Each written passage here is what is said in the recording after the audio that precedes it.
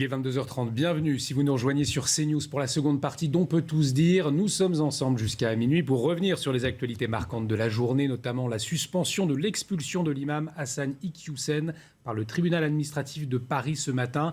Et pour en parler, pour en débattre autour de ce plateau, on accueille Aymeric Guisset, bonsoir. Bonsoir. Secrétaire général adjoint du Cercle de réflexion Le Millénaire. Sabrina Medjeber, bonsoir. Bonsoir. Essayiste, directrice de EFSCI, une école de communication. C'est ça, absolument. À vos côtés, Claude Obadia, bonsoir. Bonsoir. Professeur agrégé de philosophie. On vous entend dans un instant, mais tout de suite, on fait un point sur les dernières actualités avec vous, Mathieu Devez.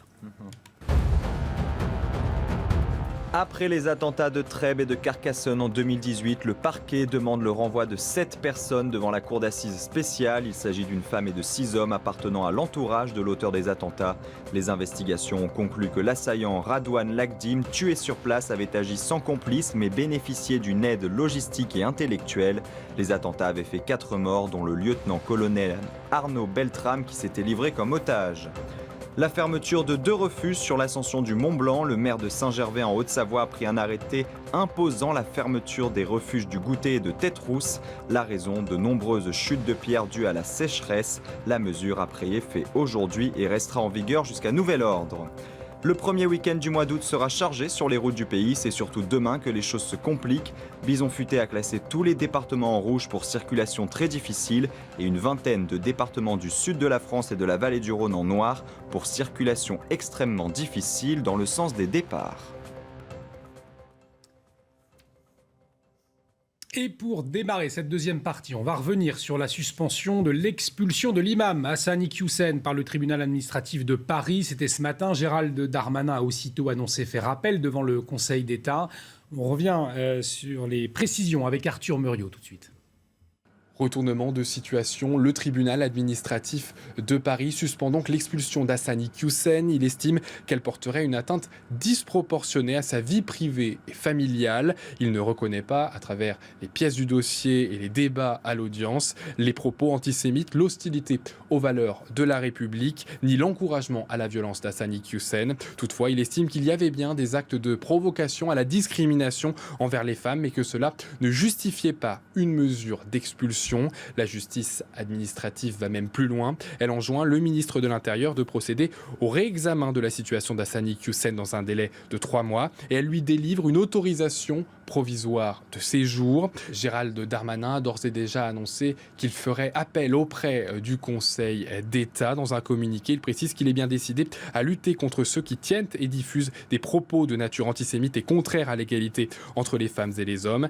Si le Conseil d'État maintient cette suspension, l'entourage du ministre nous indique que Gérald Darmanin pourrait proposer une modification de la législation dans le cadre de la prochaine loi immigration pour que ce type d'individu puisse tout de même être expulsé. Et dans un premier temps, pour bien comprendre cette décision, on va retrouver Maître Guilain Benessa. Bonsoir, vous êtes en liaison avec nous. Vous êtes avocat, auteur de Le Totem de l'État de droit. C'est aux éditions de l'Artilleur, on le voit à l'antenne. Alors, pour commencer, éclairez-nous. Le tribunal administratif met en avant que la décision de Gérald Darmanin porterait une atteinte disproportionnée à sa vie privée et familiale. Cet argument, il n'est pas entendu par tous, il n'est pas compris en tout cas par tous. C'est le seul argument du tribunal administratif. Expliquez-nous. Alors, en fait, il y a 2 points essentiels dans cette décision. Premier, en fait, qui sont des points, j'allais dire, essentiels et totalement traditionnels de la jurisprudence administrative. C'est-à-dire que depuis maintenant des décennies, et je ne vais pas faire l'archéologie des décisions en la matière, mais depuis des décennies, traditionnellement, le juge administratif se demande, d'une part, si une mesure est proportionnée, c'est-à-dire est-ce qu'elle correspond, est-ce qu'elle poursuit, est-ce qu'elle est adaptée à l'objectif qui est poursuivi par le ministre en l'occurrence, et d'autre part, le tribunal administratif se demande si la mesure, en l'occurrence l'expulsion, est conforme à une vie privée et familiale normale. En fait, il faut bien comprendre que la notion de vie privée familiale normale, elle résulte encore une fois d'une jurisprudence traditionnelle du tribunal administratif en général, des juges administratifs, qui est une jurisprudence elle-même qui voisine avec la jurisprudence européenne, notamment de la Cour européenne des droits de l'homme. Mais qui, elle, pardonnez-moi, je vous coupe, la Cour européenne des droits de l'homme, qui, elle, ne s'est pas opposée à cette expulsion.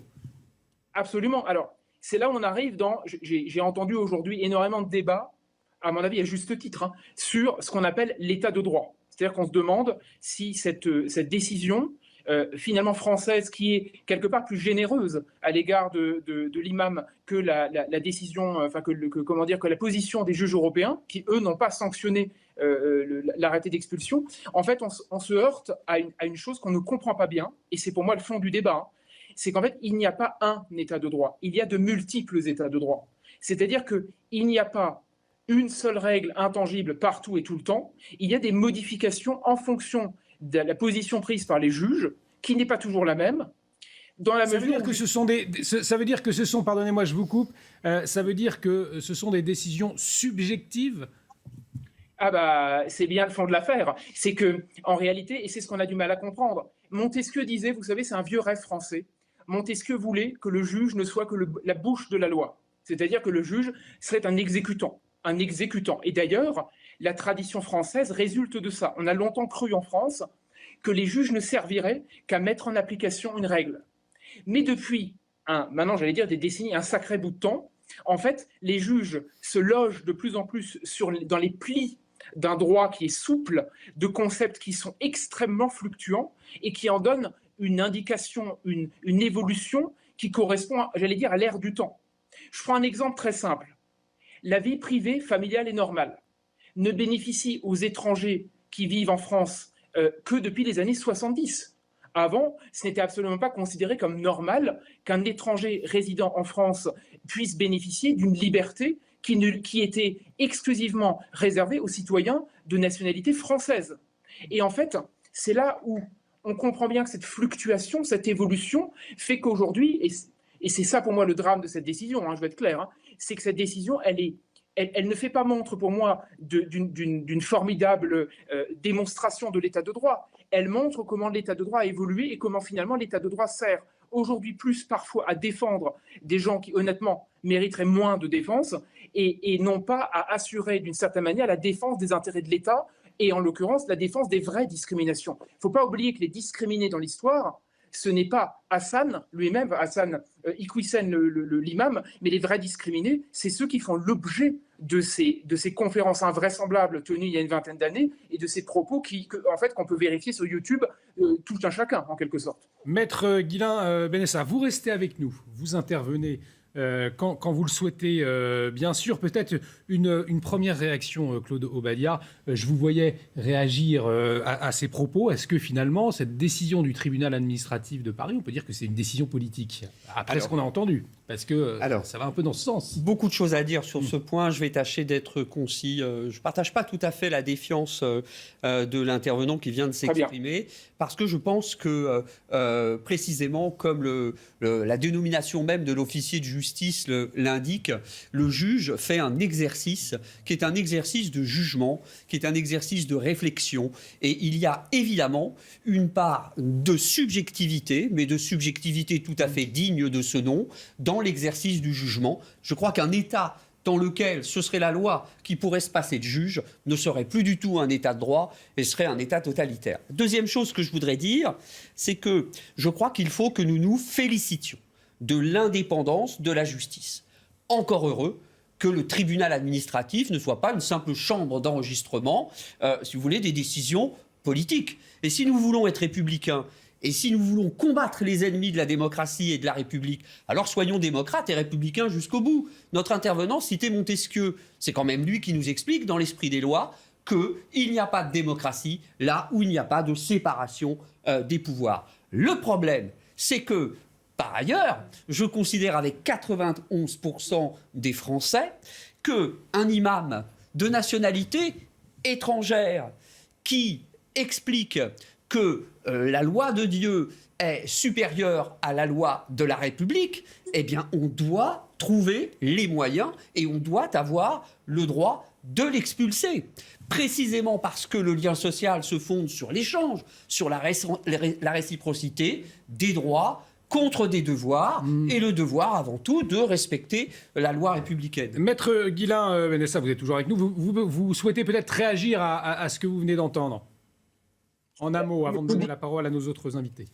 Vous parliez à l'instant, à juste titre, de la question de la subjectivité. Est-ce que c'est une décision politique? Est-ce que c'est subjectif? En fait, il faut couper court à ce débat. La question n'est pas, pour moi, de savoir si la jurisprudence ou si les juges du tribunal administratif de Paris font preuve de subjectivité. La question n'est pas là. La question est que ce qu'on considère comme une vie privée familiale et normale relève d'une opération récente. Il y a 40 ans, encore une fois, il y a 40 ans, donc je veux dire, vous auriez dit au général de Gaulle, concrètement, que la vie privée familiale et normale pouvait permettre de défendre la non-expulsion d'un imam de cette nature, il aurait été sidéré, de la mesure où le droit à cette époque n'était absolument pas considéré de cette façon-là. Alors, pas du tout, du tout. Donc, ce que je veux dire par là, ce n'est pas une subjectivité, c'est que les jurisprudents, le juge administratif, aujourd'hui, ce qu'il a fait, c'est qu'il s'est inscrit dans le sillage d'une façon de concevoir le droit et une assise des libertés de plus en plus large. On peut s'en féliciter ou alors on peut s'en esbaudir, on peut s'en étonner. Mais en réalité, il est malheureusement tristement cohérent de considérer aujourd'hui, de plus en plus, que ce qui était des libertés, on va dire, auparavant, qui n'allaient pas de soi, aujourd'hui le sont complètement. Donc, concrètement, ça veut dire quoi? Et c'est là où moi je reste beaucoup plus circonspect sur l'idée d'une telle jurisprudence comme celle d'aujourd'hui. C'est quand même que d'un côté, je le répète, on a des propos antisémites, on a des propos qui sont contraires à l'égalité homme-femme, on a quand même des propos que n'importe quel candidat à l'ancienne élection présidentielle il y a quelques mois aurait tenu. Je veux dire, ça aurait été saisissant d'entendre des propos pareils. Et aujourd'hui, on nous explique que des propos de cette nature ne suffiraient pas à concevoir l'idée de l'expulsion d'un imam dont tout le monde s'accorde à dire que c'est un problème, qu'il est un problème, je veux dire, vis-à-vis des discours qu'il tient. Donc là, pour moi, la question n'est pas que c'est une décision politique, c'est que malheureusement, elle s'inscrit dans la perspective d'un droit aujourd'hui qui se retourne contre la défense des intérêts de l'État et contre la défense même des discriminations. Alors justement, on va écouter Robert Ménard qui s'exprimait cet après-midi sur CNews et on vous écoute après, Sabrina Medjeber et Aymeric Guisset. Ce qui m'inquiète, c'est quand l'état de droit se retourne contre nous.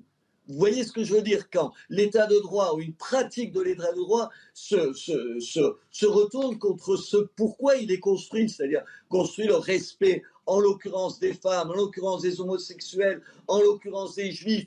Quand l'état de droit, ça devient une protection pour les ennemis des femmes, des juifs, des homosexuels. C'est sur ça que je m'interroge. Je n'ai pas de réponse. Je ne dis pas qu'il faut balayer l'état de droit. Je ne le pense évidemment pas. Mais je me dis, qu'est-ce qui se passe? Qu'est-ce qu'il y a dans la tête d'un certain nombre de nos juristes? Sabrina, l'état de droit se retourne contre nous aujourd'hui, alors que c'est vrai qu'on a des faits qui sont des délits. Aujourd'hui, l'antisémitisme est un délit. Mais pour autant, c'est une décision administrative et il est toujours sur le territoire pour le moment. Absolument. Alors effectivement, défendre le principe de séparation des pouvoirs est un argument qui, à mon sens, est un peu fallacieux, voire même hors sujet, au regard du contexte duquel M. Iquioussen a fait l'objet de cette notification d'expulsion. Je pense que, et je rejoins les propos de l'avocat, je pense que les décisions sont en général évidemment subjectives et qu'il y a là, en l'espèce, un vide juridique qu'il va falloir, à un moment donné, trancher et légiférer à ce sujet parce que quand vous regardez l'exemple de l'Autriche, qui, elle, a considéré que les frères musulmans étaient une organisation terroriste, eh bien, c'est une base juridique sur laquelle les juges autrichiens se fondent pour pouvoir mener à terme des décisions judiciaires. Donc, moi, je pense qu'effectivement, M. Ménard a tout à fait raison. C'est l'état de droit qui se retourne contre nous parce qu'il y a aussi une question d'antériorité des faits. M. Iquioussen fait aujourd'hui l'objet d'une notification d'expulsion, mais précédemment, il a quand même été, je pense même observé par la DGSI très certainement, parce que depuis 2004, il est dans une forme même pas dans une forme, il est dans une action, dans une dynamique de radicalisation de la jeunesse qui a entouré le quartier dans lequel il habitait, les amis de sa famille, etc. Donc je pense qu'en réalité, il va falloir qu'à un moment donné, le législateur se saisisse réellement de cette question et qu'il tranche et qu'il légifère en faveur justement de ces personnes qui sont des prédicateurs. Et donc, moi, je pense même qu'ils vont au-delà de ça. Le cas de M. Iqiyoussen, moi, personnellement, je le considère comme une menace à la sécurité nationale. Je trouve que c'est une personne qui est dangereuse. Et ces gens-là, ces prédicateurs-là, doivent être évidemment punis dans les prémices de leurs agissements. Claude Obadia, vous n'êtes pas d'accord. Je vous donne la parole dans un instant. On ne vous a pas entendu. Aymeric Guisset, encore, votre avis. Donc effectivement, on voit bien le débat, une décision incohérente ou au contraire, bien, ça montre un état de droit qui fonctionne. Gérald Darmanin avait le choix, en termes de procédure, de mobiliser soit la voie administrative, soit la voie judiciaire. Il a fait le choix de la voie administrative.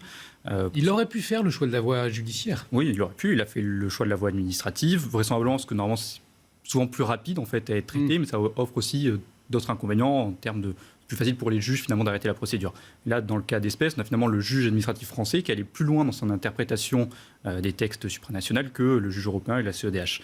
La question qu'on peut se poser, c'est est-ce que tous les éléments avaient été portés dans le dossier de la part de Gérald Darmanin, la question d'antisémitisme, d'apologie du terrorisme. Il a tweeté trop vite, le ministre de l'Intérieur. On peut se poser la question, est-ce qu'éventuellement il aurait pu mobiliser la notion d'intelligence avec l'ennemi en raison des liens supposés, même avérés, de cet imam avec les frères musulmans. À ce point-là, il y a un peu plus tendancieux, puisque la France a une position un peu plus pas très claire, donc pas très claire sur la question des frères musulmans. Est-ce qu'on les considère comme une organisation terroriste pour justement mobiliser cette notion d'intelligence avec l'ennemi pour pouvoir les expulser ou pas? C'est toutes ces questions qu'on peut se poser. Et puis ensuite, ce qui va arriver pour Gérald Darmanin, c'est un problème politique, puisque là, il vient d'enchaîner quand même plusieurs échecs successifs, le Stade de France, cette question de l'imam, le risque pour lui, en termes de conséquences personnelles et politiques, et dans l'interprétation qu'on peut en tirer de cette situation, c'est de revivre la situation qu'on avait vécue avec Manuel Valls et la quenelle de Dieudonné, où finalement on avait un artiste qui avait tenu tête au ministre de l'Intérieur et finalement la République qui avait échoué face à des propos antisémites. Est-ce que finalement la République ne va pas échouer face à un imam qui tient des prêches qui font l'apologie du terrorisme? C'est des signaux qui sont très inquiétants. En tout cas, Gérald Darmanin a dit sa détermination. Notamment, il pourrait proposer une modification de la législation en vigueur pour permettre son expulsion, notamment dans le cadre du futur projet de loi immigration. On va peut-être y revenir, mais vous vouliez réagir, Claude Obadia. Réagir, vous êtes en désaccord de ce que vous avez... Oui, je suis en désaccord. Je crois que ici, excusez-moi, on peut tous dire, je crois si on peut tous dire qu'on nage dans la confusion. Notre intervenante précédente nous fait part de sa conviction personnelle. Sa conviction personnelle ne fait pas problème et ce n'est pas l'objet de notre discussion. Et prendre ses convictions personnelles pour une vérité universelle, ce n'est rien d'autre que faire preuve d'intolérance. Et je pense qu'on ne combattra pas l'intolérance en adoptant des discours de l'intolérance. La deuxième chose que je veux dire, en fait, ce n'est pas une chose que je dirais, c'est un propos que je rapporterai. J'ai sous les yeux, le compte-rendu du tribunal administratif. Le tribunal administratif estime que, je cite, le ministre de l'Intérieur n'a étayé par aucune pièce que M. Iqiyoussen aurait émis une forte hostilité à l'égard des valeurs constitutives des sociétés occidentales, encouragé au séparatisme et affiché son mépris de certaines valeurs républicaines au-dessus desquelles il place la charia. Alors, là encore, il ne faut pas se tromper de problème, il ne faut pas se tromper de combat. Qu'on ait un système de droit qui, aujourd'hui, nous place dans une situation qui est une situation immédiatement inextricable. Parce que je considère, je l'ai dit, qu'effectivement, dans une république, c'est la loi et ce sont les valeurs républicaines qui sont souveraines.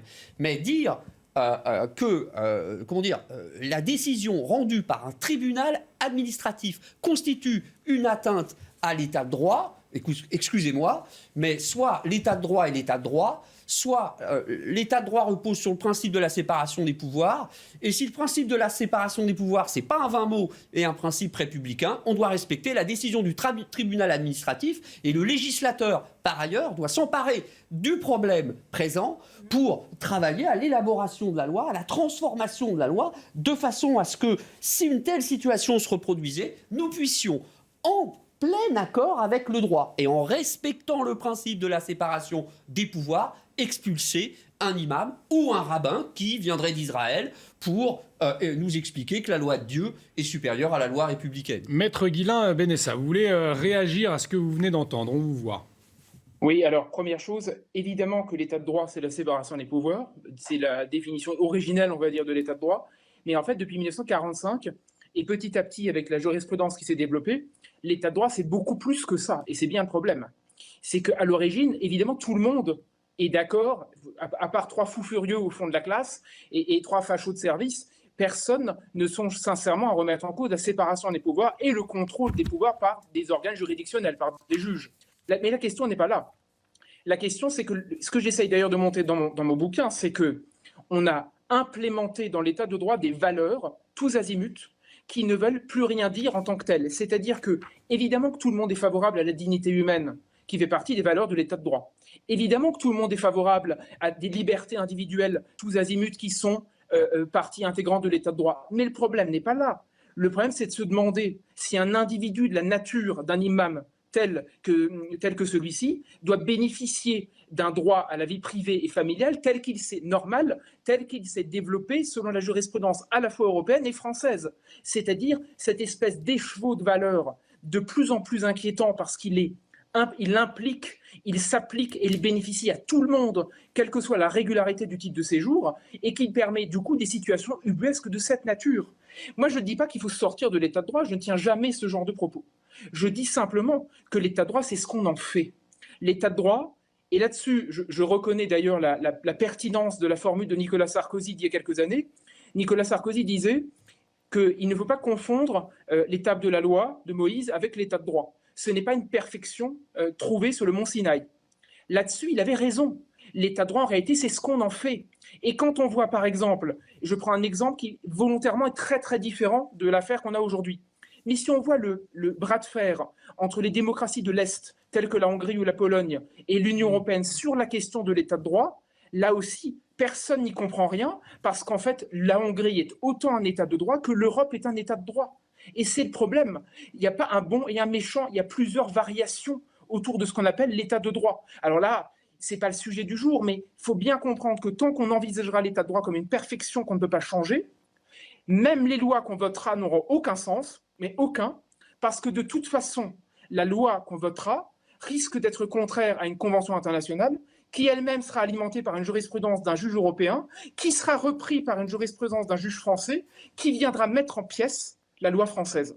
Donc de toute façon, soit on s'attaque à l'architecture générale et on comprend qu'il y a un problème systémique, soit on empile des lois qui de toute façon finiront par être mises en charpie par un juge au nom des valeurs de l'état de droit telles qu'elles se développent de façon tous azimuts depuis 40 ans. En tout cas, beaucoup de réactions depuis ce matin après cette annonce, à la réaction également dans la communauté musulmane. On va écouter l'imam Hassan Chalgoumi, l'imam de Drancy, qui réagissait sur CNews ce matin. Regardez. Qu'est-ce qu'on veut, nous, la majorité des Français? Ces Français qui pratiquent un islam paisible, majorité silencieuse, ce sont tout d'abord Français et républicains. Ils vivent leur foi pleinement. La République, elle leur permet d'avoir presque 2 millions de lieux de prière. Ils ont besoin de quoi? Ils n'ont plus besoin d'avoir des prêcheurs de haine, antisémites, anti-valeurs, qui dénègrent la place de la femme, qui prend en otage avec un discours victimaire. Ce discours, celui-là, on a payé les conséquences de 2000 jeunes. Ils sont partis en Syrie, en Irak, pour violer, tuer des chrétiens d'Orient et des Yazidis. Ce discours, comme celui de Hassan Wissem, on a eu les conséquences malheureusement des drames en France, entre Toulouse jusqu'à malheureusement le Bataclan. Je trouve que la responsabilité de nous tous, c'est de société civile et politique, de nous protéger, de protéger les musulmans de France. Sabrina, il y a aussi un enjeu pour la communauté musulmane qui doit également prendre ce problème à bras-le-corps. En lien avec l'État, il y a aussi un enjeu de ce côté-là? Oui, alors par rapport à mon propos précédent, je ne faisais que m'exprimer, Monsieur Badias, sur justement cet arrêté d'expulsion. Et pour vous répondre précisément, oui, il y a un enjeu de cohésion nationale, j'ai envie de dire. C'est-à-dire qu'effectivement, sur le nombre d'imams présents en France, il n'y en a que 2 aujourd'hui qui ont été médiatisés. Alors, le premier, c'est l'imam Chalgoumi, qui évidemment soutient la décision de la CEDH et du tribunal administratif basiquement, et qui justement condamne ce prêcheur de haine, ce vecteur radicalisant de la jeunesse. Il fait référence quand même aux attentats. Je veux dire, ces discours-là amènent l'irruption du terrorisme en France. Il ne faut quand même pas l'escamoter. Donc oui, il y a un enjeu de cohésion nationale et c'est très important que, je n'aime pas employer ça, mais disons que les autorités de la communauté musulmane arrivent à se coaliser autour justement de l'unité de la nation et de la concorde républicaine en condamnant des prêcheurs de haine comme M. Iqiyoussen. Ça me semble évident, et parce que les musulmans ne sont pas un bloc monolithique. Et le problème, c'est que faute de manifestations à cet égard, eh bien, l'opinion publique peut facilement amalgamer musulmans et islamistes, alors que ça n'a strictement rien à voir. Allez, on doit marquer une pause. Il est 22h55 sur CNews. On revient dans quelques instants. On parlera notamment de la question du dossier chaud du crack à Paris, dans le nord de Paris. Et puis on parlera également des professeurs qui quittent l'éducation nationale. Restez avec nous sur CNews. À tout de suite. Il est 23h, de retour sur le plateau d'On peut tous dire, toujours avec Aymeric Guisset, Sabrina Medjeber, Claude Obadia. On va continuer à parler dans un instant de cette expulsion refusée par le tribunal administratif de Paris ce matin. Mais avant, on fait un point sur les dernières actualités. C'est avec vous, Mathieu Devez. La création d'emplois dans le privé poursuit sa hausse au deuxième trimestre, une augmentation de 0,5%, soit 102 500 emplois créés selon l'INSEE. Dans le détail, les secteurs de la construction et du tertiaire sont en nette progression. Plus de 100 roquettes tirées vers Israël après des frappes meurtrières sur Gaza. L'armée israélienne a effectué plus tôt dans la journée une attaque qualifiée de préventive. Elle estime à 15 le nombre de combattants tués, dont un chef du groupe armé Djihad islamique. De son côté, Gaza déplore 10 civils tués, dont une fillette de 5 ans. Elon Musk accuse Twitter de fraude. Les avocats du milliardaire accusent le réseau social d'avoir masqué la vérité sur le nombre de 238 millions d'utilisateurs quotidiens monétisables. Selon eux, ils sont environ 65 millions de moins.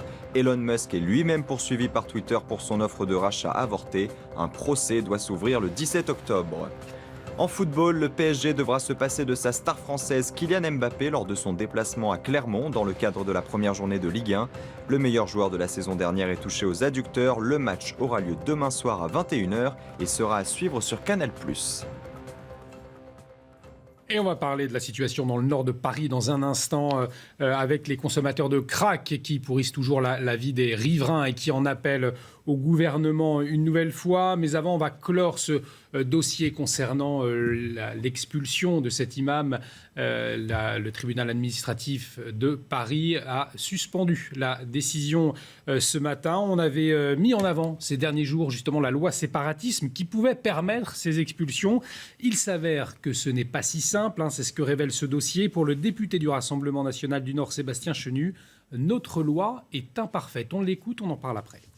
On dit toujours, ce sont les pays d'accueil qui ne veulent pas reprendre les personnes qui sont en situation finalement délinquante sur notre sol. Là, le Maroc était d'accord pour reprendre cet imam. C'est bien notre loi qui donc est imparfaite et qui ne permet pas l'expulsion de cet imam, puisque le Maroc était même d'accord. Donc on a un problème qui est celui des législateurs français. Et moi je pense, pour revenir au sujet central, que tant qu'on ne définira pas ce qu'est l'islamisme dans notre pays, on ne réussira pas à le combattre de façon efficace. On aura de nombreuses claques qui nous seront mises dans la figure par les intéressés parce qu'ils profitent de notre droit. C'est donc notre droit qu'il faut revisiter. Claude Obadia, le futur projet de loi immigration, justement, attendu à la rentrée avec un grand débat, est-ce que ça va pas être là une occasion pour l'exécutif, justement, de changer cette loi jugée imparfaite par Sébastien Chenu? Est-ce qu'elle est imparfaite? Déjà, je vous pose la question. Ce qui ne va pas, c'est la situation dans laquelle on se trouve aujourd'hui, à savoir de ne pas pouvoir fonder juridiquement cet ordre d'expulsion émanant du ministre de l'Intérieur et qui concerne une personne qui s'est néanmoins distinguée par un certain nombre de sorties qui sont peu compatibles avec les valeurs auxquelles nous sommes attachés. Mais si, le débat sur la loi immigration peut apporter quelque chose, et si on peut espérer, qu'il apportera des réponses permettant à l'avenir d'apporter des réponses politiques et des réponses surtout juridiques efficaces. Je pense cependant que tant qu'on continuera de distinguer ce problème-là, comme le problème de la violence dans les quartiers, du contexte global que connaissent les démocraties occidentales et la France en particulier, on ne résoudra aucun problème et qu'il en va aujourd'hui de la responsabilité des politiques de prendre un petit peu de champ. Je m'explique. Depuis la fin des années 60, on a disqualifié la méritocratie républicaine en affirmant qu'elle ne fait que maquiller des rapports de domination de classe. On a ensuite disqualifié l'autorité en expliquant que l'autorité est une insupportable atteinte à la liberté, à la spontanéité innocente de l'enfant. On a stigmatisé l'État en expliquant que l'État n'est la mise en forme d'un ensemble de dispositifs de contrôle et de répression des individus. Il faut tout de même savoir que nous vivons aujourd'hui dans une société dans laquelle, de l'intérieur, nous contestons les valeurs qui l'ont fondée et qui ont fondé la construction de la République. Alors moi, je pose juste une question.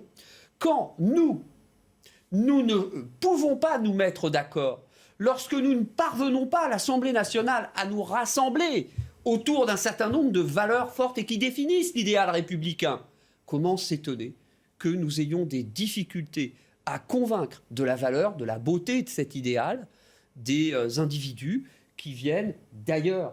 Que faisons-nous et que ne faisons-nous pas précisément pour susciter cette envie de République? Je terminerai en disant un seul mot. Vous savez, quand on veut ne pas être détesté, il faut commencer par cesser de se détester. Et quand on veut être aimé, il faut commencer par s'aimer. La France, aujourd'hui, est un pays dans lequel j'ai l'impression qu'on ne s'aime pas toujours. Et je ne suis pas tellement étonné que nous puissions précisément ne pas être forcément bien compris, sinon aimés. Aymeric Guisset, justement, est-ce que Gérald Darmanin, avec ce projet de loi immigration, à partir de ce fait-là, on peut le rappeler, 9 Français sur 10, selon un sondage de CSA pour CNews, sont favorables à l'expulsion de ces imams anti-républicains? Est-ce que justement, à partir de ce qui s'est passé aujourd'hui, il va pouvoir, Gérald Darmanin, s'appuyer sur ces faits pour ce projet de loi immigration et rendre ce projet fédérateur? Pas s'il va le rendre fédérateur, mais en tout cas, ça lui donne du poids politique, ça lui donne une assise. Ça lui permet de montrer, dans un premier temps, l'incapacité, si le recours au Conseil d'État n'aboutit pas, l'incapacité de la France à expulser un imam qui tient des propos anti-républicains et dont l'opinion juge qu'il devrait être expulsé. Donc ça va lui donner une assise politique. Et ensuite, ça va lui donner une assise technique en montrant que finalement, il y a des aménagements à faire. Ce contexte-là, ça va lui permettre de reprendre la main sur un agenda politique qui était compliqué pour la majorité, et surtout pour lui, avec les différents événements qu'il a dû subir, notamment avec l'échec et le fiasco au Stade de France, le changement du préfet de police.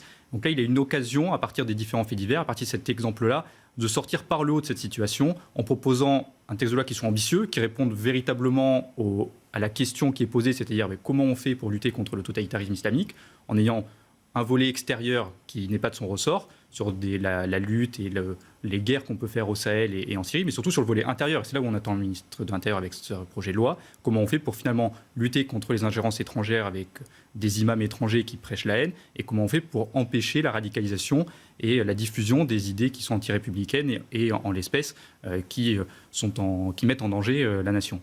Finalement, je vous pose la même question, Sabrina Medjeber. Finalement, le ministre de l'Intérieur va pouvoir s'appuyer sur ce qui s'est passé aujourd'hui pour porter son projet de loi immigration, selon vous? Alors, c'est sûr que ça lui sera adjuvant, comme le précisait mon prédécesseur. Effectivement, ça va certainement nourrir l'ambition politique de ce projet et puis entre guillemets, formaliser sa posture et l'incarnation de sa fonction en tant que ministre de l'Intérieur. En lutte justement contre le séparatisme. Après, j'en reviens à ce que monsieur le philosophe, monsieur Claude Obadia disait tout à l'heure, c'est-à-dire qu'effectivement la société a changé, de nouveaux paradigmes se sont inscrits dans notre société depuis des années, et l'islamisme en fait partie. Je sais très bien par exemple que des écrivains comme M. Boualem Sansal alerté depuis bien longtemps à travers différents gouvernements sur la montée de l'islamisme parce qu'il a vécu ce que c'est dans sa chair, ce qui s'est passé en Algérie. Il a vu l'islamisme prendre le pas en fait sur la destruction de la société algérienne, la Turquie pareillement, la Tunisie pareillement, l'Égypte pareillement, l'Afghanistan pareillement. Ce sont des nations qui ont été littéralement rongées, détruites par l'islamisme. Alors il y a des lanceurs d'alerte aujourd'hui et depuis bien même longtemps qui justement pointent cette idéologie mortifère et alertent nos différents gouvernants. Moi, ce que j'attends de Gérald Darmanin, c'est qu'à travers cette loi qu'il va porter sur l'immigration, j'attends qu'il identifie clairement ce que c'est que cette idéologie et les moyens juridiques de la combattre. Je n'en attends pas moins. Autre dossier chaud pour Gérald Darmanin, en tout cas plus précisément pour le nouveau préfet de police de Paris, Laurent Nunez, le problème du crack dans le nord de la capitale. Le ministre de l'Intérieur qui l'a évoqué hier sur notre antenne et il dit entendre le désarroi des habitants. Il assure qu'un dialogue s'est engagé avec la mairie de Paris pour résoudre le problème. Mais quelle est la situation vraiment sur place ? Qu'est-ce qu'en pensent les habitants ? Voyez ce reportage de Jeanne Cancard et d'Olivier Gangloff. Des solutions concrètes et durables pour endiguer le fléau du crack à Paris. Certains riverains du quartier de la Villette comme Tahar n'y croient plus. M. Darmanin, il n'a pas trouvé une solution par rapport à Stalingrad. Il a juste déplacé le problème. C'est pire en pire. C'est pas avant, ils étaient à 200, 300, maintenant je crois qu'ils sont des milliers. On dirait que c'est pas Paris, c'est pas en France. Le quotidien de ses habitants s'est transformé en enfer ces derniers mois, depuis le déplacement des toxicomanes dans le square de la Porte de la Villette au nord-est de Paris.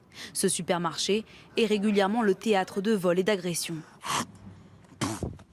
D'ici la fin du mois d'août, Laurent Nunez, le nouveau préfet de police de Paris, doit remettre à Gérald Darmanin un plan d'action.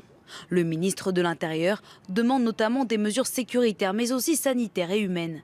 Une double action indispensable selon cette riveraine qui souhaite garder l'anonymat. On a vraiment besoin cette fois-ci que des vraies actions soient mises en place avec des obligations de résultat. Il faut vraiment accompagner ces consommateurs dans des solutions post-cure, des communautés thérapeutiques, une fois qu'ils sont sortis de leur sevrage. Après de récents démantèlements de trafic, Gérald Darmanin projette une amélioration de la situation d'ici quelques semaines. Mais côté commerçants, certains ne peuvent plus attendre et veulent partir au plus vite. Dès que je peux, oui. Dès que je peux, oui. Moi, ça fait 26 ans que j'exerce dans le 19e. Dès que je peux, oui. On a quand même une perte de chiffre d'affaires estimée entre 40 et 60% sur tous les restaurants. Gérald Darmanin s'est engagé à éradiquer le problème du crack à Paris d'ici un an. Un objectif qui semble aujourd'hui inatteignable selon les habitants. Aymeric Guy, c'est un problème qui lie trafic de drogue, pauvreté, une catastrophe sanitaire également, des conséquences économiques. Et on l'a vu, 1 an pour Gérald Darmanin, ça semble assez court. C'est assez court, mais il y a une deadline, c'est les JO de Paris 2024. C'est ça. Où finalement, si cette situation fait vivre un enfer pour les riverains actuellement, les conséquences en termes d'image et de rayonnement pour la France seraient dévastatrices si les touristes qui viennent du monde entier verraient les images qu'on voit actuellement. Donc on a l'obligation d'agir vite. Pour agir vite, on a 2 leviers face aux problématiques du crack. C'est à la fois une problématique d'ordre public et une problématique sanitaire. C'est-à-dire qu'on doit réussir à la fois à mettre des dispositifs de sevrage pour soigner les personnes et qu'il n'y ait plus cette question de dépendance au crack, et en même temps avoir une action de maintien de l'ordre assez forte pour éviter d'avoir un trafic qui s'organise, qui prenne en otage certains quartiers, et réussir à agir sur les 2 leviers. La difficulté, c'est que c'est très dur d'agir sur les 2 leviers en même temps en un laps de temps très court. Donc ce qui va être intéressant d'observer, c'est le choix qui va être fait par le préfet de police. Il va privilégier d'abord la question plutôt sanitaire ou plutôt la question du maintien de l'ordre. Vraisemblablement, alors qu'il y a une mise en tension de ces 2 objectifs plutôt contradictoires actuellement, il devrait mettre d'abord l'accent sur la question du maintien de l'ordre. Et donc, comment il va réussir à le faire et dans quelle mesure et comment ça va être perçu d'un point de vue de l'opinion, d'avoir des actions plutôt musclées d'un point de vue du maintien de l'ordre face à des personnes qui ne sont pas dans leur état de lucidité normale. Gérald Darmanin parlait d'une résolution la plus humaine possible, disait-il. Il y a un effet d'annonce, bien sûr, sur cette question-là. C'est le problème récurrent à Paris. Il y a un enjeu de coopération entre les différentes parties prenantes. Ça va être difficile de régler la question du crack à Paris si on n'a pas un soutien active de la mairie de Paris. Si le préfet de police mène une action de maintien de l'ordre contre les personnes qui consomment du crack, mais qu'en même temps vous avez une salle de shoot qui ouvre à 300 mètres, vous comprenez bien qu'il va y avoir des objectifs contradictoires et que finalement on va déplacer les personnes mais qu'il n'y aura pas réellement de solution trouvée sur ce problème-là. Donc il y a un enjeu de coopération aussi pour réussir à régler cette question. Un enjeu, et vous le disiez, parce qu'il y a les JO 2024 qui arrivent, et pourtant ça fait des années que ces riverains vivent un enfer. Donc il faut attendre qu'il y ait un événement international pour que l'exécutif finalement prenne les choses en main, Claude Aubagnat. C'est aussi ce que ça dit. Ah oui, la situation présente témoigne quand même d'une certaine cécité des pouvoirs publics. Moi, j'ai envie de dire 3 choses. D'abord, que cette situation, elle est évidemment inacceptable, insupportable pour les riverains, qu'elle est aussi tout aussi insupportable et inacceptable pour ces junkies, ces jeunes et moins jeunes donc, qui sont dépendants au crack, ici dans une situation de déshérence psychique et physique qui est extrêmement dure. La deuxième chose que je veux dire, c'est qu'il serait temps que les pouvoirs publics et les collectivités locales puissent se mettre d'accord pour apporter des solutions sans se rejeter la balle les uns sur les autres. Et la troisième chose, puisque, encore une fois, on peut tout se dire, en fait, la troisième chose que je vais dire, c'est que je ne pense pas qu'avec ce problème du crack, on ait changé de problème par rapport au problème qu'on envisageait il y a moins de 10 minutes. Pourquoi ? Parce que cette situation-là, comme toutes les situations qui sont les situations de grande précarité, fragilise l'édifice démocratique et creuse, en accentuant la crise de la démocratie, le lit des adversaires de la démocratie. Il faut bien qu'on prenne conscience que si jamais les démocraties modernes peuvent tolérer tant de précarité, tant de souffrance, tant d'abandon, elles ne peuvent pas être désirées par d'autres. Et donc, il faut bien prendre garde qu'encore une fois, à laisser ces problèmes, pourrir. Ça fait 30 ans que le crack empoisonne le nord-est de Paris. Ça fait 30 ans. À laisser ces problèmes pourrir, nous fragilisons l'édifice démocratique et nous entérions toutes ces critiques nourries à l'intérieur de la démocratie française, mais aussi à l'extérieur, et qui se donnent pour objectif parfois la disqualification de notre modèle de société. Donc, si nous voulons défendre nos valeurs et notre modèle de société, il faut que nous trouvions impérativement des solutions pour régler définitivement ce problème dont une démocratie moderne ne peut pas dignement s'accommoder. Alors, il y avait eu des solutions. On va écouter, avant de vous entendre, Sabrina, Frédéric Francel. C'est un riverain, il est président du collectif 19. Écoutez. On essaye en tout cas d'y croire, puisqu'il nous a donné, il a dit qu'il fallait que ça soit fait en 1 an. Et donc, comme il est ministre de l'Intérieur, on y croit. Donc, on va voir en fait ce qu'il met en place comme mesure. En fait, le problème, c'est qu'il y a à peu près 1500 personnes qui gravitent autour du square Forceval, porte de la Villette. Et elles se déplacent régulièrement de Stalingrad jusqu'au square de la Villette, générant vraiment des nuisances partout, sur toute l'avenue de Flandre, sur un périmètre qui est très large. Et comme la doctrine unique de la mairie de Paris, c'est de les accompagner dans leur consommation et de leur fournir des hébergements sans vraiment avoir de contrepartie, eh bien, ça ne peut qu'augmenter. Sabrina Medjeber, il y a aussi la question de l'accompagnement de ces personnes. La mairie de Paris pointée du doigt à l'instant par ce riverain, puisque ces consommateurs de crack sont davantage accompagnés à continuer avec, on pense aux salles de shoot notamment, c'est la question aussi derrière. C'est aussi le problème de la mairie de Paris. Alors, effectivement, monsieur parlait très justement tout à l'heure de la disqualification de notre modèle de démocratie et la volonté que l'on a de s'y conforter. Moi, je trouve qu'en l'espèce, il y a effectivement une disqualification de l'état de droit, puisque je me souviens très bien, par exemple, qu'au mois de mai de cette année, les habitants de Stalingrad, que l'on surnommait Stalincrack, enfin qu'ils ont eux-mêmes surnommé Stalincrack, toujours surnommé Stalincrack, absolument, ont exercé un propre droit milicien, c'est-à-dire qu'eux-mêmes ont tiré des mortiers sur les craqueurs qui sévissaient en bas de chez eux. Donc la question de l'ordre public doit être absolument et urgemment saisie par le ministre de l'Intérieur, puisque les troubles sont évidemment manifestes. Ces gens-là ne dorment pas. Ils sont shootés toute la journée, toute la nuit. Ils commettent des actes de violence et des agressions en tout genre. Donc ça, c'est le premier aspect que je vais peut-être qualifier de juridique et de politique. Mais il y a évidemment un aspect sanitaire à prendre en compte, puisque ces personnes sont des drogués. Ces personnes sont absolument imbibées de cette drogue qui, je le rappelle, rend addictif dès la première dose. Donc c'est un vrai problème sanitaire. Et si M. Darmanin et les différentes politiques publiques arrivent à accorder leur violon, parce qu'effectivement, comme le rappelait M. Obadia, ça fait 30 ans que l'on se balance la patate chaude entre le préfet, le ministre de l'Intérieur et la mairie de Paris. S'ils arrivaient à accorder leur violon, peut-être qu'ils pourraient effectivement créer des sortes de villages thérapeutiques pour ses habitants et puis les éloigner justement des personnes qui vivent leur quotidien ou en tout cas qui espèrent vivre leur quotidien de la façon la plus tranquille possible, sachant que je souscris tout à fait à votre propos. Les politiques publiques doivent être mises en œuvre de façon très expéditive parce qu'il ne reste plus que 2 ans, voire même 1 an et demi avant l'arrivée des JO. Je rappelle que les différents voyageurs arrivent aussi par la gare du Nord, par la gare de l'Est, qui sont des points de chute absolument catastrophiques là aussi, en termes de deal et de consommation de crack.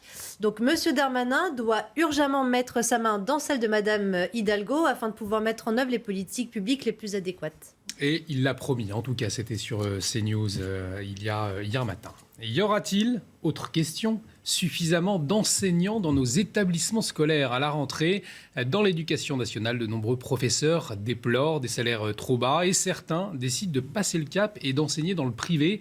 Exemple, une entreprise de soutien scolaire permet aux professeurs d'être mieux rémunérés sans avoir géré une classe avec beaucoup d'effectifs. Les explications d'Arthur Muriot. Zacharia, on va corriger l'exercice donc avec le calcul sur les aires. Un cours de mathématiques en ligne et personnalisé. Seulement un élève face à un professeur. C'est ce que propose cette entreprise de soutien scolaire. Un moyen de mieux apprendre pour ce collégien. On a une structure pour nous, un peu. Le professeur peut vraiment s'intéresser et prendre le temps à bien nous expliquer. Pour les professeurs, alors que le salaire moyen oscille entre 1 500 € et 1 800 € dans l'éducation nationale, cette société leur offre une meilleure rémunération. Mon salaire est de 2 500 € par mois.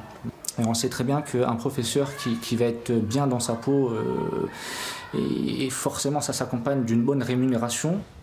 Mieux rémunérer les enseignants et leur promettre un meilleur environnement de travail, c'est la promesse de cette entreprise de soutien scolaire. On a nos meilleurs profs qui sont à plein temps, on a des profs qui gagnent plus de 4 000 € par mois. Donc bon, ça reste confortable par rapport au secteur de l'éducation nationale. Et même en termes de qualité de travail, c'est plus agréable de travailler en petits groupes parce qu'on est plus proche des élèves, il n'y a que 4 élèves maximum. Donc forcément, c'est beaucoup plus agréable que de suivre une classe de 30 élèves. L'insatisfaction salariale fait partie des principales causes de démission chez les professeurs. Pour l'année scolaire 2020-2021, plus de 2200 enseignants ont quitté leur emploi. Claude Obadia, on l'entendait à l'instant, un professeur peut gagner 4 000 € par mois avec 4 élèves maximum. Il est temps que l'éducation nationale revoie finalement ses conditions pour ces professeurs. Alors, le problème est complexe. Le problème des salaires, il est énorme. Pour le dire très vite, il faut savoir aujourd'hui qu'un enseignant du premier ou du deuxième degré, certifié ou agrégé, parce que la différence, elle n'est pas énorme, il termine sa carrière avec un salaire avec lequel un étudiant débrouillard commence sa carrière après une formation masterisée. C'est-à-dire que les politiques salariales ici, elles découragent les enseignants. La deuxième chose que je veux dire sur ce point, parce que vous avez parlé de l'éducation nationale. L'éducation nationale, c'est une administration et l'éducation nationale aussi, elle est en partie co-gérée avec l'influence des syndicats. Je crois pour ma part que l'influence des syndicats d'enseignants a été extrêmement fâcheuse sur ce point depuis des années. Pourquoi ? Parce que les syndicats d'enseignants répètent à l'envi que la charge des enseignants est maximale. Lorsque, par exemple, en Allemagne, les professeurs du second degré assurent 30 heures de présence par semaine dans les établissements. En France, ils assurent pour les professeurs certifiés 18 heures et 15 heures. En Allemagne, ils sont payés 40-50% de plus. J'ai les chiffres sous les yeux. En début de carrière, un enseignant allemand commence avec 6 300 € bruts. C'était exactement 200% du salaire des enseignants français. Effectivement, la différence est énorme. Hein. Donc, je pense que si on veut comment dire, que les enseignants se sentent moins malheureux de ce point de vue-là, si on veut revaloriser sérieusement comment dire, les carrières des enseignants, il va falloir peut-être accepter aussi précisément de travailler autrement ou un petit peu plus. La deuxième chose qui explique le malaise des enseignants, qui explique que des enseignants vont dans le privé, c'est d'abord que l'on a décidé démocratiquement de façon tout à fait conforme à l'idéal républicain, on a décidé de démocratiser l'enseignement. La démocratisation de l'enseignement, qu'on n'a pas forcément d'ailleurs parfaitement réussi, puisqu'il n'y a jamais eu autant d'inégalités sociales à l'école qu'aujourd'hui, mais la politique de démocratisation de l'enseignement, elle a fait arriver à l'école, elle a fait entrer à l'école des jeunes qui, jusqu'à la fin des années 60, ne rentraient pas au lycée. Le lycée n'était pas fermé à double tour, mais le lycée et l'université, jusqu'à la fin des années 60, il accueille très peu d'enfants de la classe ouvrière. On s'est donné pour objectif républicain de scolariser les enfants de la classe ouvrière. Et de fait, on a mis les enseignants dans une situation dans laquelle il a fallu aussi si vous voulez, qu'ils trouvent des ressorts et qu'ils fassent preuve de ce génie pédagogique permettant justement d'accueillir des élèves qui ne sont pas forcément la même culture qu'eux. Et puis enfin, faut-il rappeler que depuis depuis la condamnation du système éducatif généré par l'influence de Pierre Bourdieu et de sa déconstruction de l'université, nous avons sacrifié l'autorité. Nous avons littéralement organisé des politiques de déscolarisation de l'école. Nous avons déscolarisé l'école puisque nous avons jeté le discrédit sur le cours magistral. Nous avons assimilé le maître, le magister au dominus, comme si le maître opprimait ses élèves. Et en sacrifiant le magistère des enseignants, en sacrifiant l'autorité, nous avons évidemment infiniment compliqué la tâche des professeurs des premiers et du second degré. Un mot, Sabrina, sur ces professeurs. Il nous reste quelques secondes avant de marquer une pause. Effectivement, c'est inquiétant de voir les bons professeurs quitter l'éducation nationale pour aller dans le privé. Et ça se fait aussi au détriment des élèves. Et en attendant, il y a certaines académies qui sont obligées de faire des job dating pour recruter. Et là encore, pas forcément les meilleurs. Donc, résultat, c'est aussi les élèves qui payent. Alors effectivement, il y a, comment expliquer ça, un affaissement de l'autorité et du rôle de l'instruction dans les écoles depuis presque, je vais dire, 40 ans. En réalité, presque finalement en charnière de la révolution de mai 68 où l'individu est devenu la norme au détriment justement de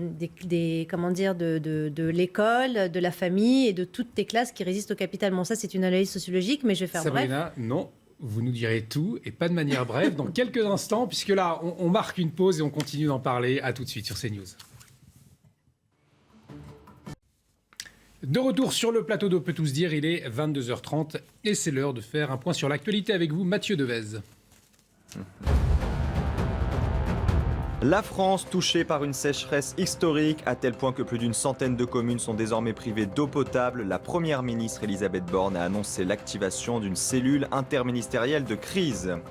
Les exercices militaires de la Chine au large de Taïwan se poursuivent. Taïwan affirme que 68 avions et 13 navires de guerre chinois ont franchi la ligne médiane du détroit entre le continent et l'île. Après la visite de Nancy Pelosi à Taïwan, la Chine va suspendre les négociations avec les États-Unis sur le changement climatique et annuler un entretien entre les dirigeants militaires ainsi que 2 réunions sur la sécurité. Enfin, Lyon remporte le match d'ouverture de Ligue 1 face à Ajaccio. Les Lyonnais ouvrent le score à la 12e minute grâce à Tété. 10 minutes plus tard, Alexandre Lacazette double la mise sur pénalty pour son grand retour en Ligue 1. Le gardien lyonnais Anthony Lopez est expulsé après une sortie dangereuse. Pénalty transformé par Mangani pour Nice. Victoire 2-1 pour les Lyonnais. 23h30 sur CNews. Nous sommes toujours avec Aymeric Guisset, Sabrina Medjeber, Claude Aubagna et on s'intéresse à ces enseignants qui quittent l'éducation nationale pour mieux gagner leur vie dans le privé. On va écouter Jean-Rémy Girard, c'est le président du syndicat des personnels de l'éducation nationale. Vous nous parliez des syndicats, vous les mettiez en cause tout à l'heure. On va l'écouter justement. On est assez inquiet, très clairement, au SNALC, parce qu'on a vu que les concours cette année de recrutement n'ont pas du tout fait recette. Dans le second degré, c'est pas nouveau, mais ça s'aggrave. On constate aussi depuis quelques années maintenant que cette crise s'est étendue à l'école primaire, aux professeurs des écoles du premier degré. Et ça, c'est quand même assez nouveau, parce que jusque-là, on n'avait pas trop de difficultés à recruter des professeurs des écoles. Et là aussi, ça risque d'être une tendance qui dure. Même si on arrivait à avoir un professeur devant chaque élève le jour de la rentrée, ça ne veut pas dire qu'ils vont tous rester pendant l'année scolaire. Voilà, il y a du bavardage à ma droite. Puisqu'on parle... Sabrina, je reviens vers vous, puisque on entendait à l'instant, je vous ai coupé tout à l'heure, juste avant la pause pub, et on entendait à l'instant que même les professeurs des écoles partaient aujourd'hui, ce qui est un phénomène nouveau. Effectivement, parce que, encore une fois, je pense, c'est sûr qu'il y a déjà les salaires qui sont absolument pas attractifs, les salaires qui sont corroborés à des exigences de master, en tout cas d'obtention d'un certain niveau diplômant pour ces jeunes professeurs.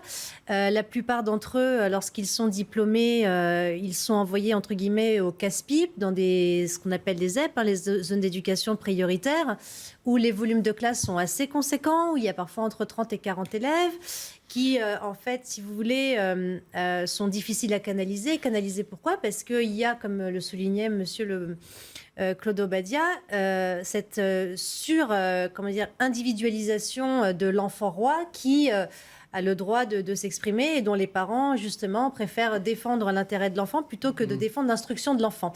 Donc il y a ce problème-là au niveau de l'éducation concernant le foyer familial qui encourage l'enfant presque à faire ce qu'il veut et à dire ce qu'il veut et à défier même l'autorité du professeur.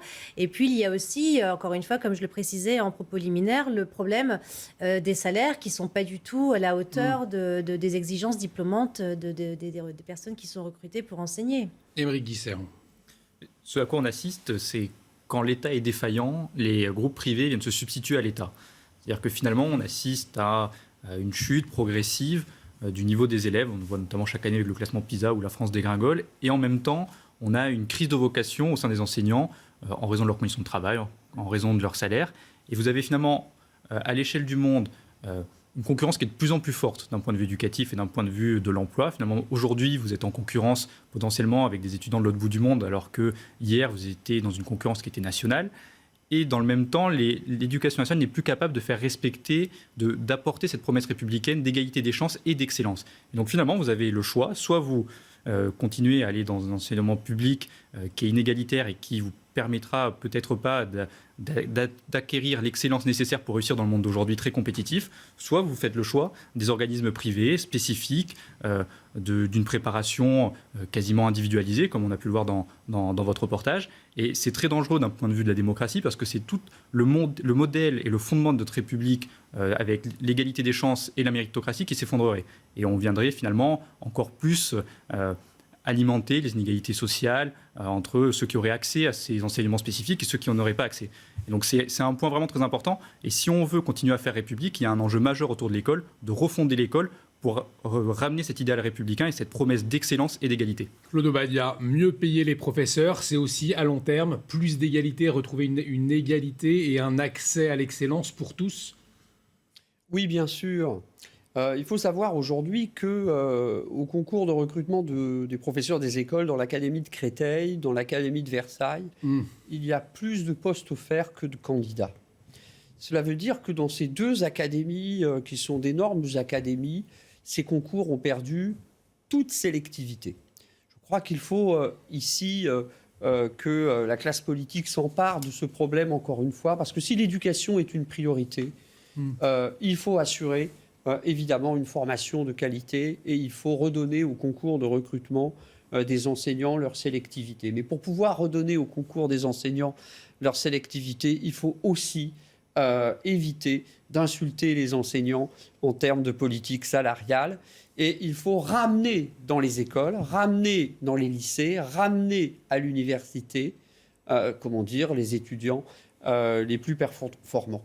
Alors, ce que je voudrais réagir par rapport au privé, parce que, si vous voulez, il faut dire les choses quand même comme elles sont. Effectivement, le malaise des enseignants, c'est celui d'être en exercice dans une institution par rapport à laquelle il y a une très forte attente à cause de l'histoire. L'histoire de France, c'est l'histoire d'une société dans laquelle l'école a vocation à être l'église du peuple, le socle de la nation. Et les enseignants, pour un certain nombre d'entre eux, ont l'impression ici que leur exercice est parfois, si vous voulez, voué aux plus grandes difficultés. Ils vont dans le privé, peut-être pas toujours, mais les enseignants partent dans le privé parce qu'ils n'arrivent plus à faire face à l'ensemble des difficultés économiques, l'ensemble des difficultés culturelles et sociales qui, entrent à l'école avec les jeunes dans un certain nombre de quartiers. Alors, je l'ai déjà dit, c'est d'autant plus difficile que les politiques éducatives elles-mêmes, si vous voulez, ont scié la branche sur laquelle les enseignants étaient assis en disqualifiant l'autorité, en disqualifiant le cours magistral, en promouvant l'émergence en lieu et place des écoles, en lieu et place, des maîtres, d'une communauté pédagogique dans laquelle nous accueillerions des jeunes. Alors effectivement, il y a parfois quelques Jurassic profs, si on peut s'exprimer ainsi, qui tentent encore de donner de l'instruction aux élèves, mais il faut savoir que c'est de plus en plus difficile, non pas tant à cause des pressions exercées par la hiérarchie, qu'aujourd'hui, à cause des pressions exercées par les lobbies que constituent les fédérations de parents d'élèves, sous l'effet de la transformation des modèles d'évaluation, sous l'effet de la transformation du baccalauréat. Il y a une plus grande attente, une plus grande inquiétude et une ingérence parfois difficile à supporter pour les professeurs dans les établissements d'éducation. Je vais me permettre de rajouter un petit propos. Il y a également la peur des enseignants liée justement à la différence culturelle et l'adaptabilité en fait des cultures, différentes cultures au sein même de leur classe. Si on en est arrivé au drame de Samuel Paty, c'est parce qu'il y a également des problèmes de compréhension de nos us et coutumes, de nos mœurs, de notre concorde républicaine, de nos valeurs, de nos principes.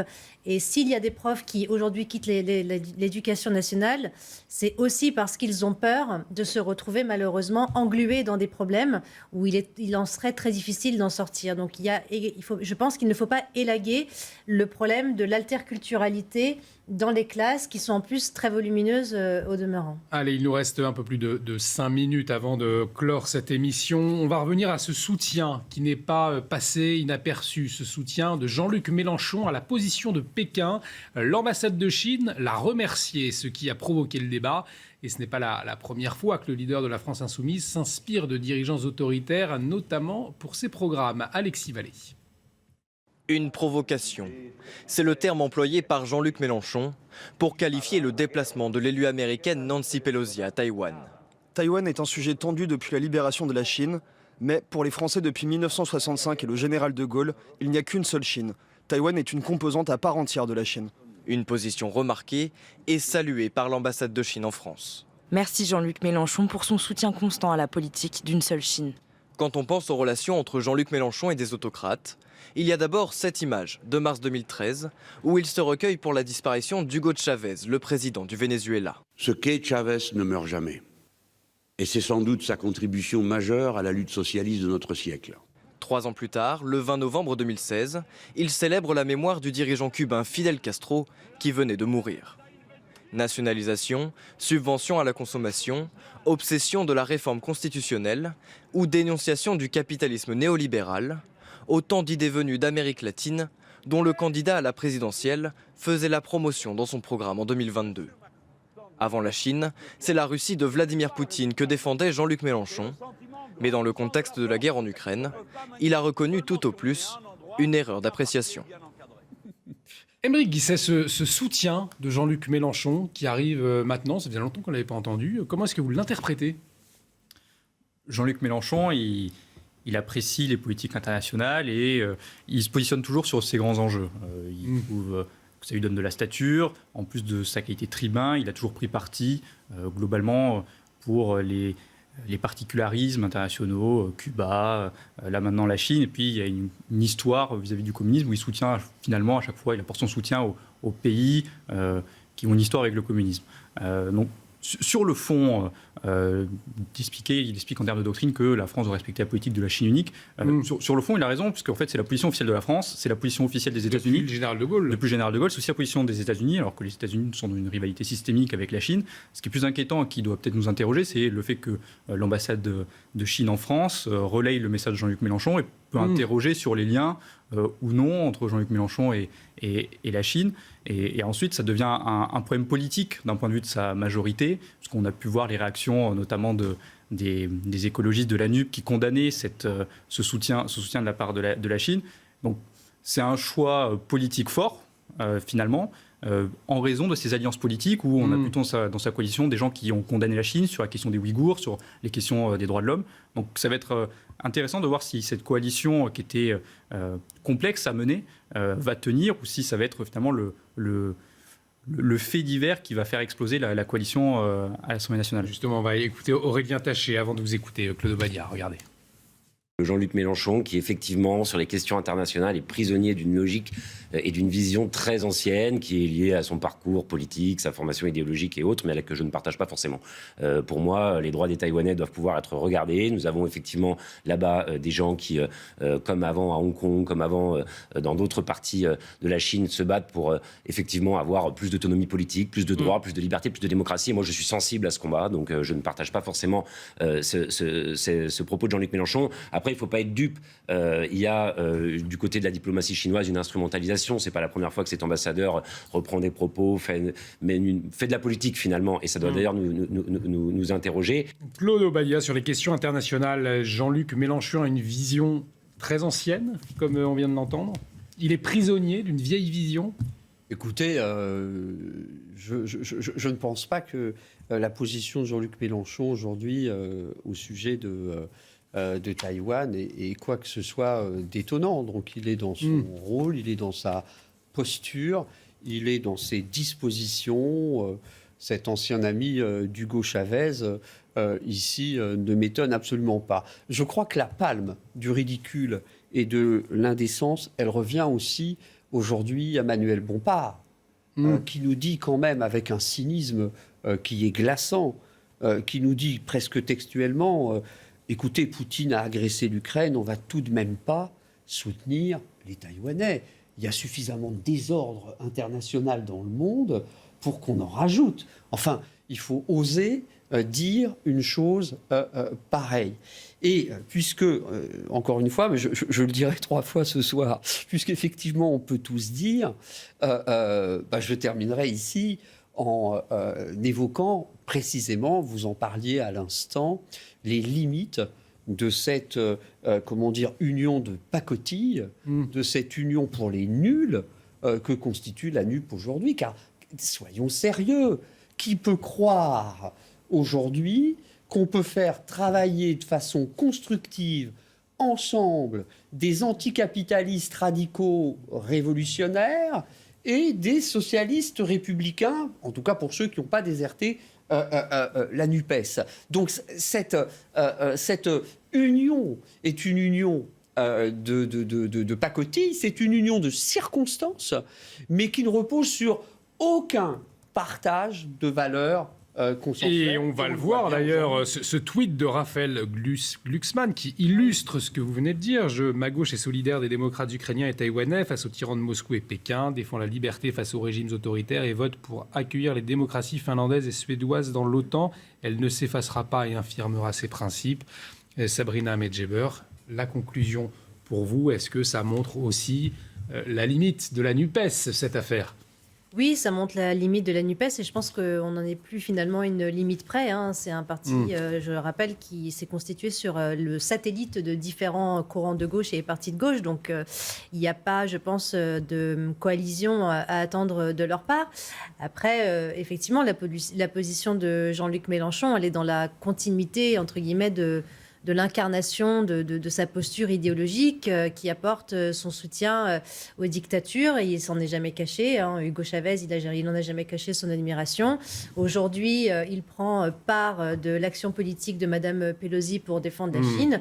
Moi, je trouve qu'il n'y a rien d'étonnant dans cette manœuvre, et c'est vraiment comme je pourrais peut-être même pas, enfin, je pensais même pas pouvoir un jour dire ça, mais je suis tout à fait d'accord avec l'intervention de Monsieur Taché au sujet de Et ce sera le mot de la fin. Merci Sabrina Medjeber, merci beaucoup Aymeric Guisset, merci Claude Obadia. Je montre votre livre L'homme inachevé, Claude Obadia aux éditions Maya. Merci, l'actualité continue sur CNews. L'édition de la nuit tout de suite avec Simon Guillain. Excellente nuit sur notre antenne. Merci à vous. Merci.